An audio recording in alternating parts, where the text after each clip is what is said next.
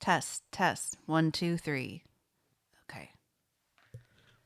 Welcome back to Shine Yoga for the People podcast. I am Kari, and I am so happy that I have my bestie Ramah with me today. Say hi. Hello. Hello. So, if you joined me on the last one where we did the brief intro to what yoga is and what it's not, and you're coming back, thank you so much. If this is your first time, buckle in because this is where we start really getting into how using yogic philosophy can dismantle systemic oppression. And before we really get into it, I want to take a moment so we can center and ground ourselves to be able to absorb the information. So if you're driving, don't do this. But if you are in a safe place, take a moment, close your eyes, or find yourself with a soft gaze. Grind your feet into the floor beneath you. Even if you're wearing shoes, you can wiggle your toes.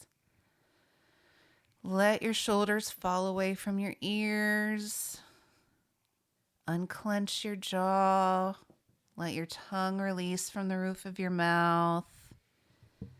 Maybe pet a kitty cat if they come up next to you. We've got Flower, the orange guy, next to us. And just let go of any breath you're currently holding on to. And on your next inhale, send it through your nose up to the crown of your head. Exhaling down your spine to your tailbone. Inhale back up your spine to your crown. And exhale through your nose. And do that one more time all the way through.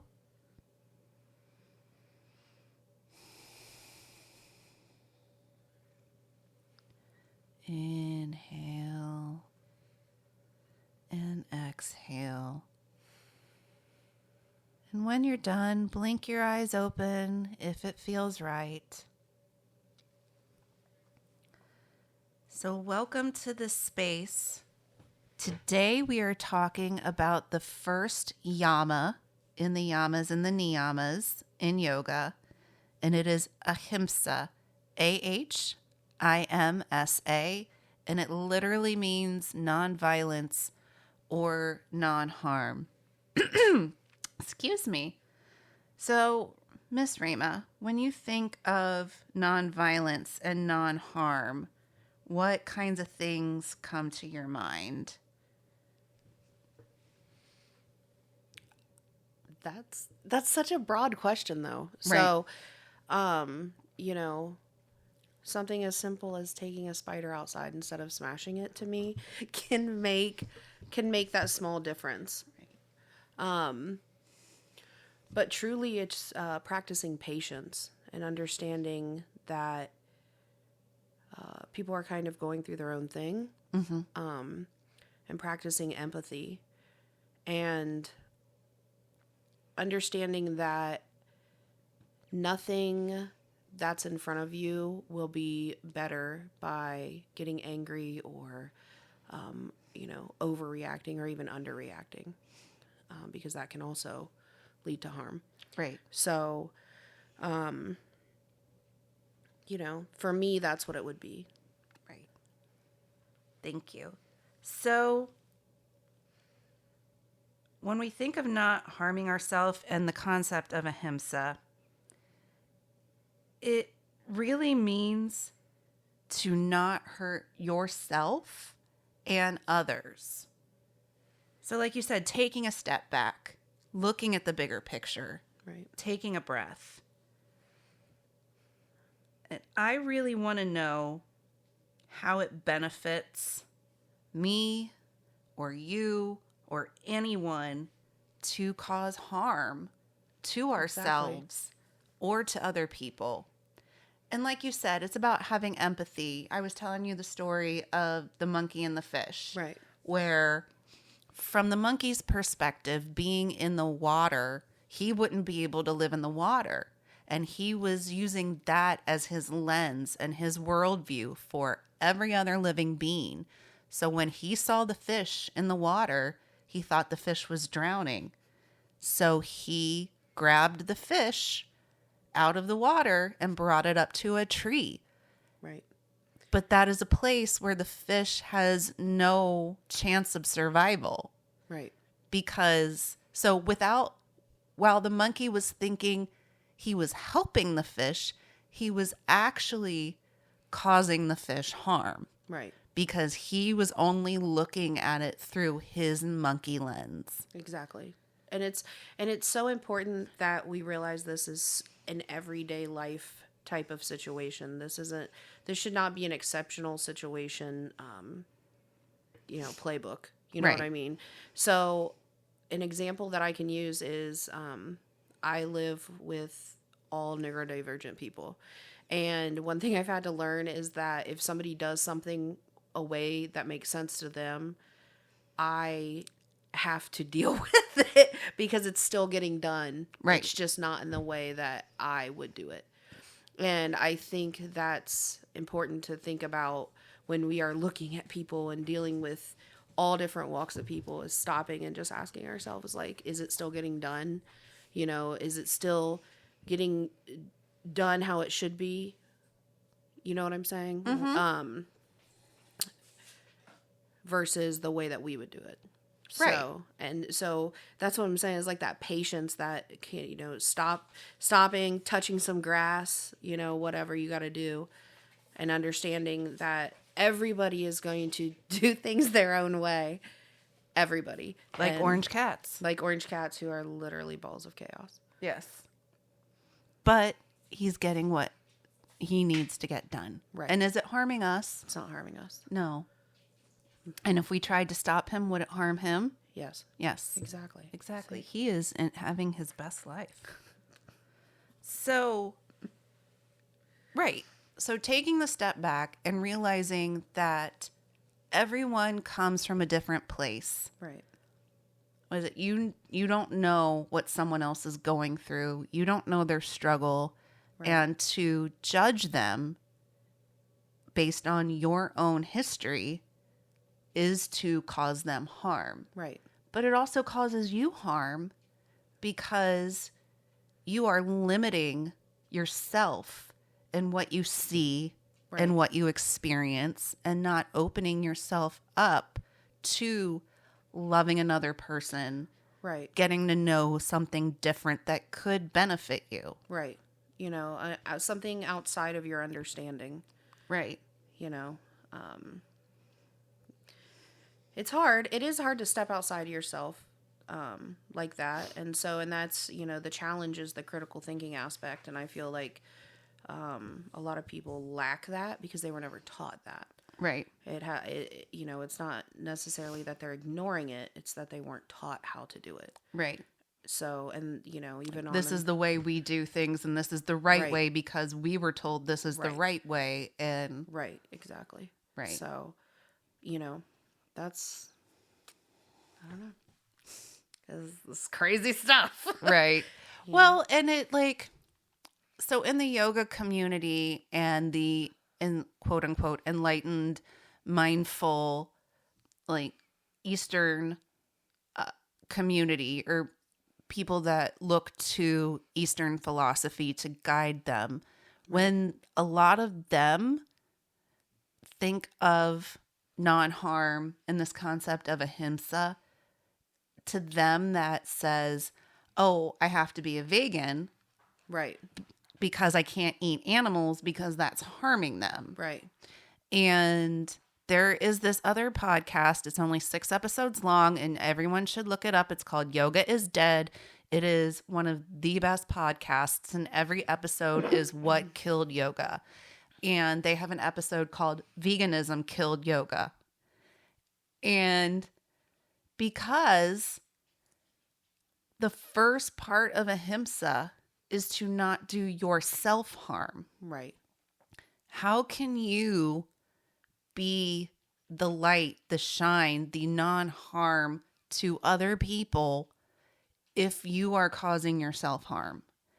And if you, Ramah, yes, had to never eat an animal product ever again, Do you think that Let's would tread be lightly. We don't want to piss the vegans off. No, but no, physically, there are people that physically it would harm them Yes. to eat totally vegan. Me personally, yes, it would harm me personally. Right. Right. Like I have a coworker whose husband has Crohn's. Right. Exactly. And he cannot eat hard grains, nuts, legumes, because that will tear up his system. And when you're a vegan, how are you going to get your protein from nuts and legumes? Right. And you need the fiber and that, and his system cannot handle that. So he needs an animal-based protein. Right. Yes, I agree. Me physically, personally, if I didn't have animal-based protein, I would not be in a good spot. Right. Digestively speaking. Right.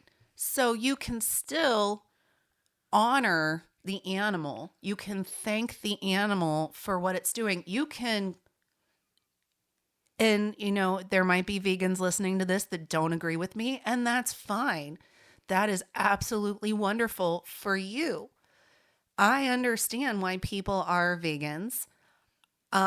Maybe excuse me, I've never tried to be completely vegan. I've been vegetarian for months at a time. Right. I don't have a problem with that. And I don't know if it would physically cause me harm to be a vegan because I've never tried, because it's just not my personal value. But if it's yours, I honor that and I respect that. But if it would cause you physical harm to not eat animal protein, you can responsibly, honorably, respectfully treat the animals. There is a what am I trying to think? Ethical way. Yeah. That's a good word. Raising. That's a good word. That's a good word. Ethical. Yeah. No, there are. You could get the free range. Mm-hmm. Grain fed, whatever, man. They polish their nuts, and I don't know.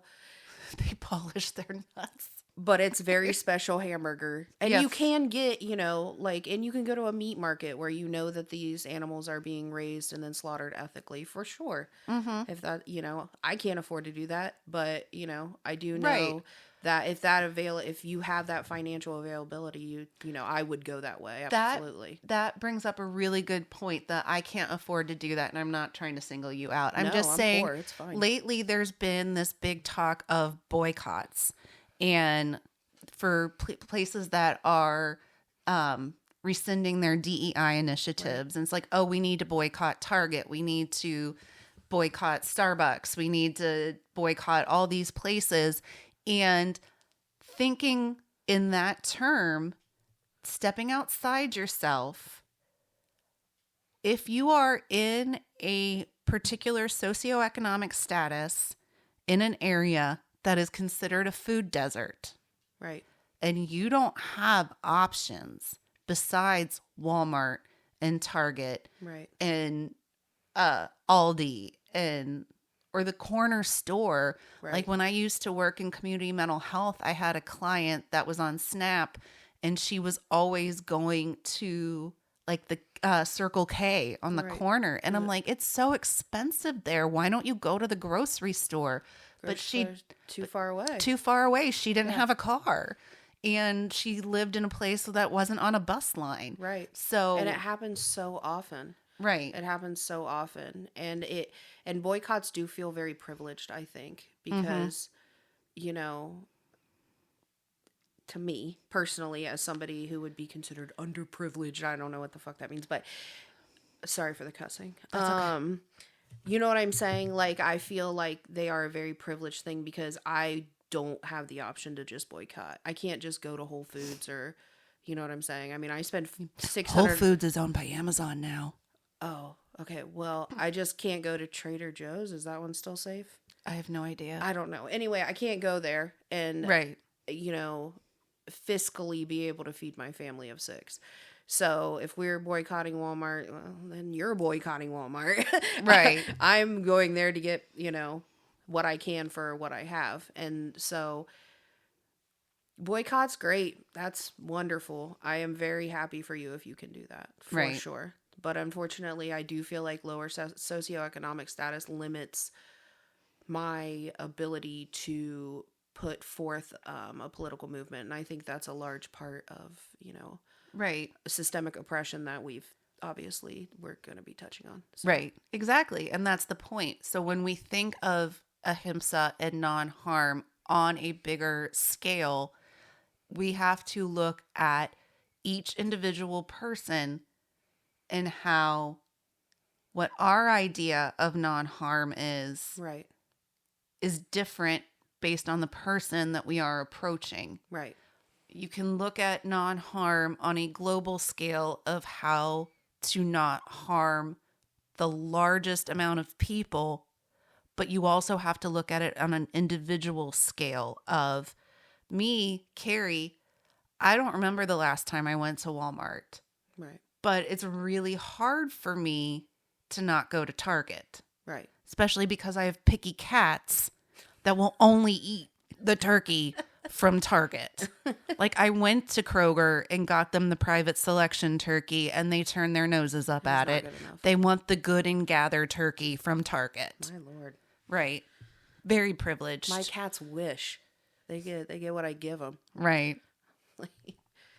You Right. get Friskies this week. Yes. It was on sale. Slop it on a plate. Right. Yes.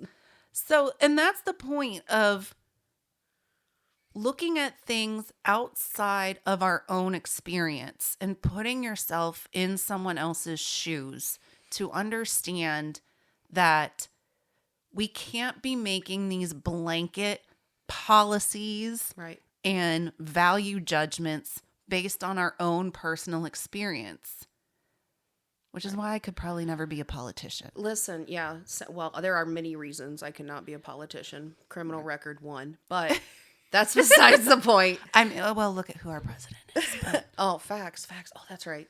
But it is very. Oh, and caveat: this is a very left-leaning podcast. Oh yeah. See now. Did I get you off topic? Off topic. The ADHD is so very real. But that's okay. What were we talking about before that? And then we can come back and visit what I had in my brain. Yes.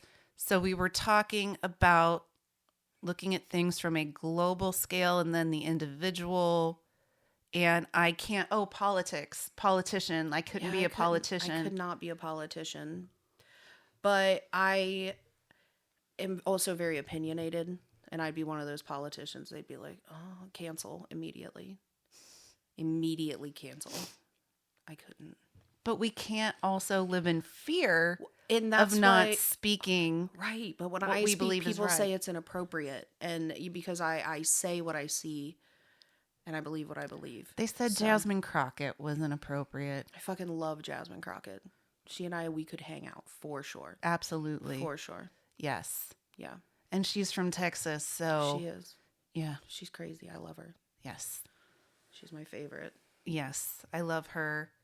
AOC did a really good talk about, my values. And if Jesus walked through the doors here and said what he said in the Bible, you'd probably turn him away or call him a radical. Yeah, absolutely. Yeah. Jesus was a socialist. Let's just put that out there. Mm-hmm. If you want to debate it, I will gladly do so. Jesus would probably hang out with the Buddha. Definitely. Oh, yeah. They probably do hang out in real life, actually. They probably do. That would be the sweetest smoke circle ever.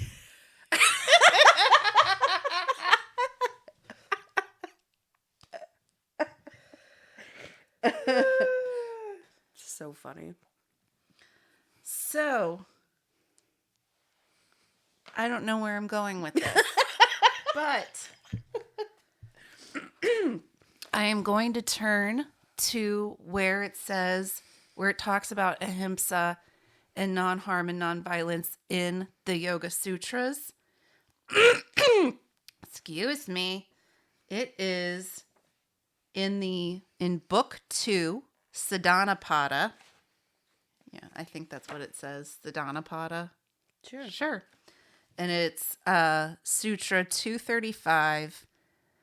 In the presence of one firmly established in nonviolence, all hostilities cease. I was reading this to you beforehand. Right. When the vow of Ahimsa is established in someone, all enmity ceases in his or her presence because that person emits harmonious vibrations. If two people who have enmity or like tension, anger between them come to such a person, the person that has the harmonious vibrations, they will temporarily forget it. That is the benefit of Ahimsa. When it is practiced continuously in thought, word, and deed for some time, the entire personality brings out those vibrations. Even wild animals forget their nature of causing pain in the presence of one established in Ahimsa. As a Scorpio, I always like to say this is probably my last lifetime on Earth. Like, I feel very connected to my spiritual side. I feel very connected to my ancestors and the earth. And I feel like very fulfilled. If that, I don't know how to explain it, but it just feels like, okay, we have learned a lifetime of lessons and many lifetimes of lessons, I feel like. And, but I could never do this. And let me tell you why.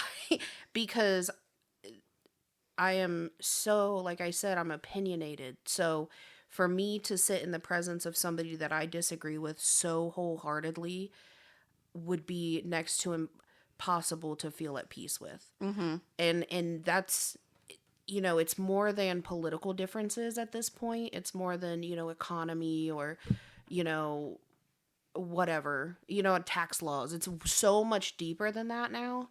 And I think that's why people are so finding it so hard to practice that. Right. Because in the 60s, when the hippie movement went through, they were able to do that. You know what I'm saying? Well, I could hear him. He got right up on there and was purring. Are you adding some peaceful vibrations? He is adding some harmonious vibration to this episode. But when the, hippie movement went through, we were looking at, yes, they could achieve that a lot of the time because it was politics. Right. Yes, it was about a war but that unfortunately is more politics than it is human rights a lot of the time.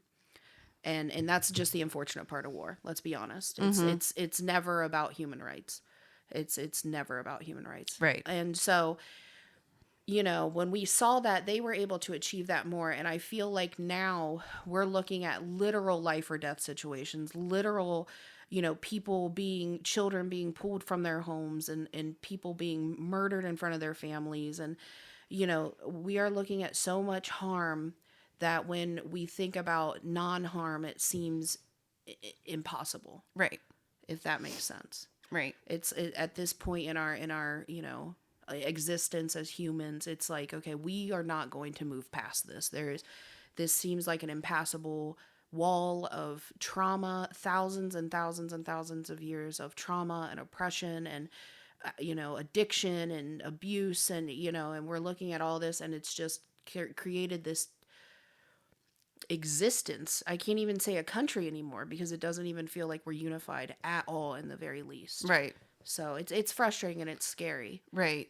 But can you imagine what it would look like if one by one, each of us just decided, I am not going to engage in behavior that harms me. Right. Or harms anyone else. And just one by one, we each committed to that. But, I mean... And I know, it's a very hard thing right. to think of because we are not totally in control of our own destinies. It feels like right. There's this bigger, ominous power that's pulling the strings and making the things happen. What's been going on with me this week. And just thinking, what is within our control to do?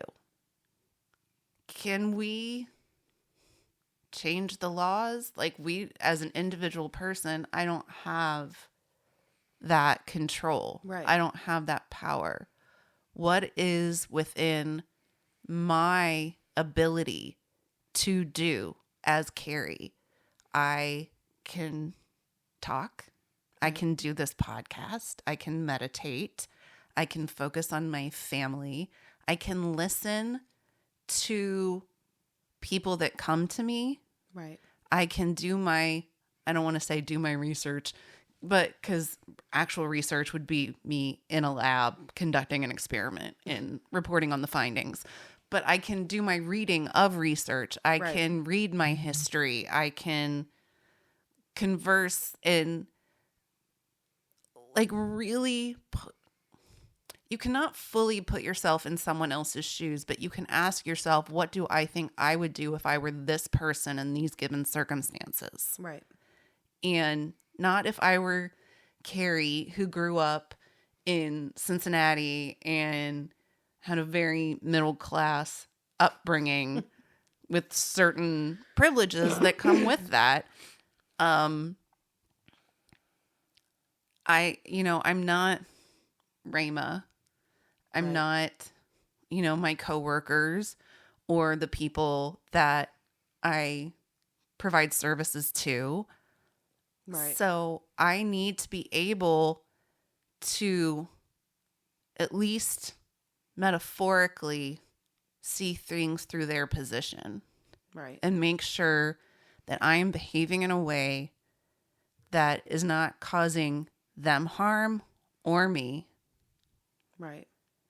And if someone else sees that and picks up on that and lets them impact their behavior, then that's something. Right. That is something. That is definitely one way to go. And trust me, I have my Yes, moments. no, you absolutely do. I love seeing you fired up. That's one of my favorite things in the whole world because Right. I'm the opposite. I'm a fire, and that has to be extinguished. Right. And so it is so hard. It is a wonderful ideal and goal,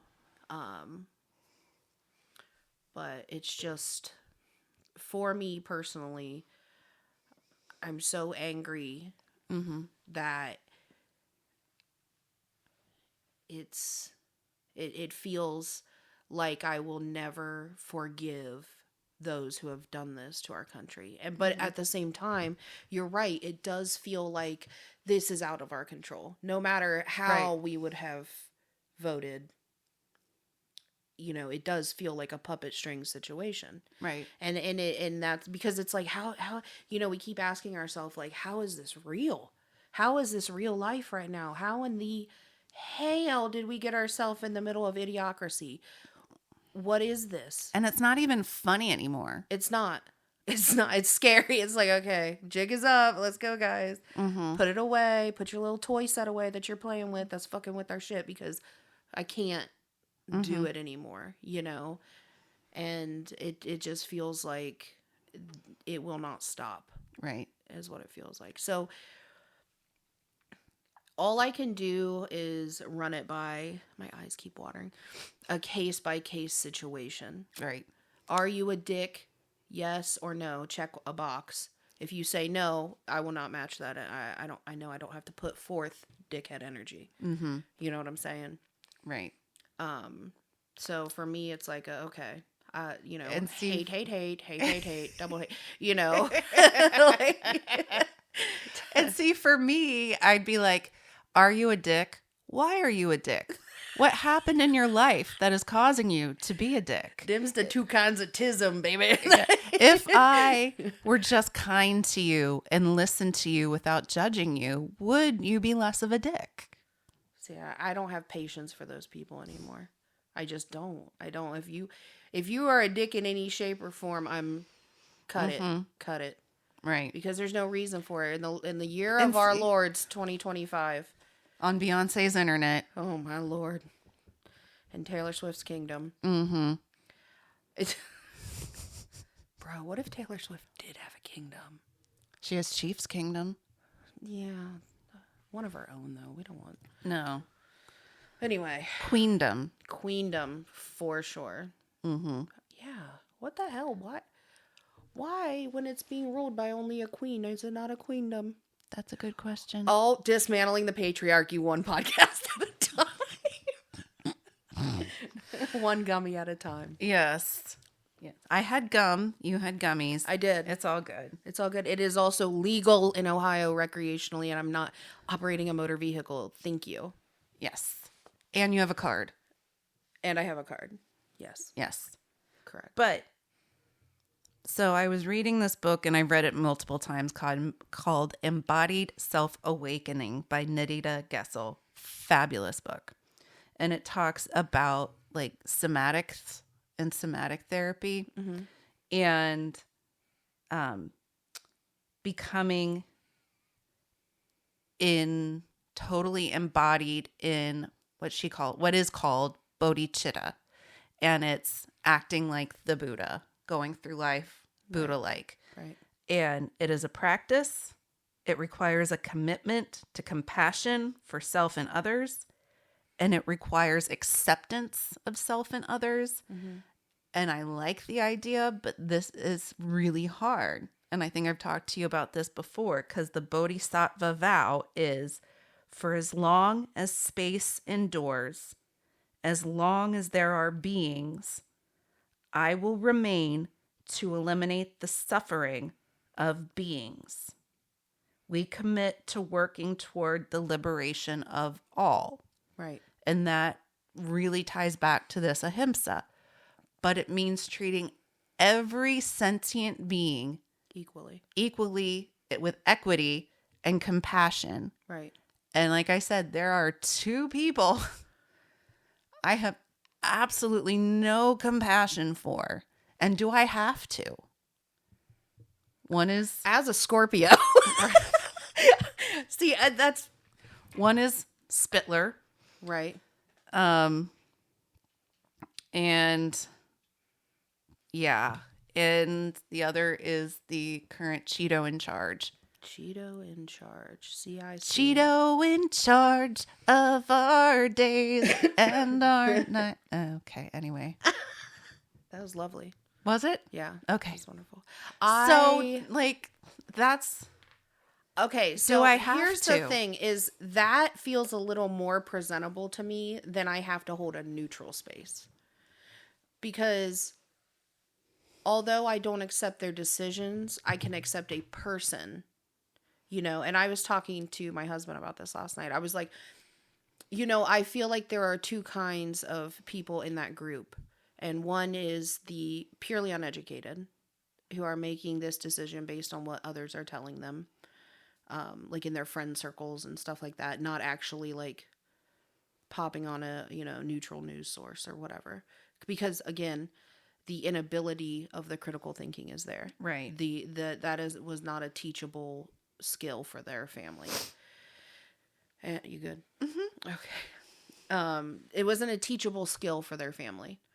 So, and then we have the other half that I would put people I know personally in, where they're, educated, do have critical thinking skills, college educated, and still have chosen to go that way. Right. And so I can accept the first group of people. That is ignorance. They're teachable. They're, you know what I mean? They want to learn more. They want to know more for the most part. I'm seeing that. Versus the other half that are not, they're stuck in their ways, whatever boomer type of mindset, however you want to word it. Don't get all mad if you're a boomer. And, in that type of mindset. So I feel like I can accept people. That doesn't mean I have to accept their decisions or the way that they are. Right. You know what I'm saying? If they're teachable. But also, I do look at everyone equally. Mm-hmm. So that is something I can pride myself on. Right. I treat everyone And not equally. doing them harm. Correct. Right. Saying what you feel you need to say and letting them sit with it and not bashing them over the head with it. Right. And Right. saying, you know what, I love you enough, or I respect your existence as a human with a soul Right. Right. to give you these things that I feel are important and then walk away. Mm-hmm. Yeah. I mean, and then, just be done until you get a response that is worthy of your attention, or a non-response, because that to me is the same as a bad response, like a negative response. I'm like, okay, no response is no response. It is what it is. Right. But whatever, haters gonna hate. All we can do is live our best lives, be the best people we can to everybody, learn about people and things and our mistakes that we make, learn from them, learn from others, be willing to speak to others. That's really the best you can do. That's the best you can do, especially in this climate. Right. Think of the ultimate goal of ultimate liberation for everyone. Right. None of us are free until we're all free. 100%. And how are my words, thoughts, actions impacting me and everyone around me? Right. And if you're speaking truth, is it doing harm? Like you Right. said, not beating them over the head with it. But if it's for the greater good, that's, something else we could talk about. And So the next one when we talk is truthfulness. shut up, really? Yeah. That's got a good transition, ladies and gentlemen. Yep. So when we Theys and thems. on our next episode, we will be talking about Satya, and that is truthfulness. And it goes hand in hand with nonviolence, because what if the truth causes harm? Right. Dun, dun, dun. Tune in next week. Yes. This was fun. Yay. I loved this. Yay. Yeah. That's So thank you all. Take time, take your meds, drink your water, get some movement so you can move the lymph around. Whatever that looks like, remember to breathe. And remember, the light, the guide, the teacher, and the student in me honors the light, the guide, student, and teacher in you. Have a blessed day. Or don't. Whatever causes you non-harm. Bye, y'all. Bye, guys.